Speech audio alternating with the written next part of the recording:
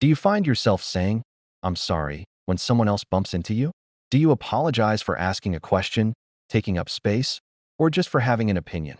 That impulse to apologize isn't just a quirky habit. It might actually be a brilliant survival strategy you learned as a child. Let's break down the surprising reason why you can't stop apologizing and how you can finally reclaim your voice. For a lot of us, over-apologizing feels like a cringy personality flaw we wish we could control. But it's much deeper than that. This behavior is often a compulsive pattern rooted in psychological vulnerabilities that go way back. It's not a sign of weakness. It's a sign that you learned how to survive. If you grew up in an unpredictable or emotionally volatile home, saying, "I'm sorry," became a tool for safety. As a kid, you may have learned that taking the blame, even for things that weren't your fault, was the fastest way to de-escalate tension and keep the peace. It was a coping mechanism to avoid punishment or criticism. Your brain learned a simple, powerful rule: apologizing keeps you safe.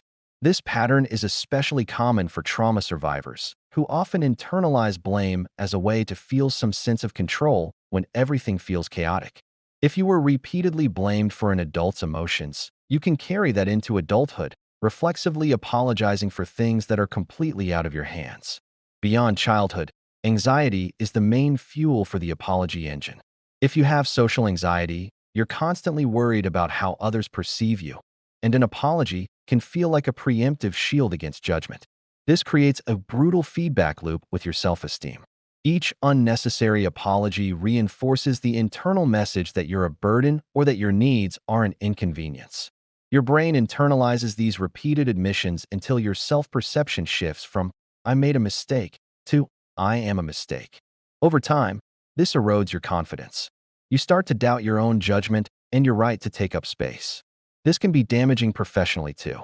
Research shows that leaders who apologize too often can be perceived as less confident and competent. Now, to be fair, other studies indicate that people who apologize frequently can also be seen as warmer and more communal, which can be a benefit if the apologies are high quality. But there's a fine line. Constant apologies for minor things can end up undermining your authority. Do any of these patterns sound familiar?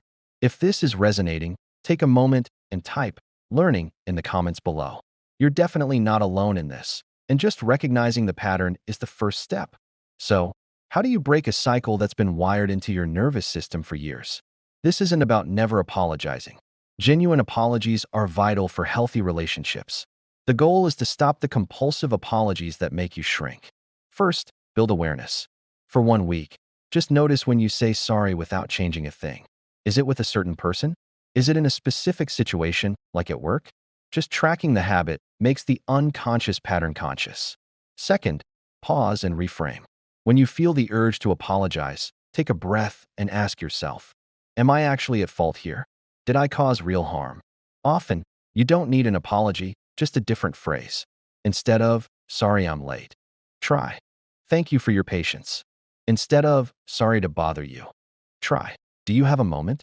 This small shift can change the dynamic from guilt to gratitude or respect. Third, practice self-compassion and setting boundaries. Treat yourself with the same kindness you'd give a friend. Remind yourself that it's okay to have needs, to have opinions, and to say no without a long, apologetic explanation. Each time you do this, you're teaching your nervous system that you can be safe and respected without making yourself small. If you're constantly saying sorry, it doesn't mean you're broken. It means you developed a brilliant strategy that once helped you survive. But now, you get to decide if that strategy still serves you.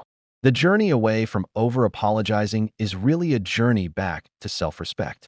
It's about learning that your existence is not an inconvenience. You are allowed to take up space, to have a voice, and to be imperfectly, wonderfully human. And that is nothing to be sorry for.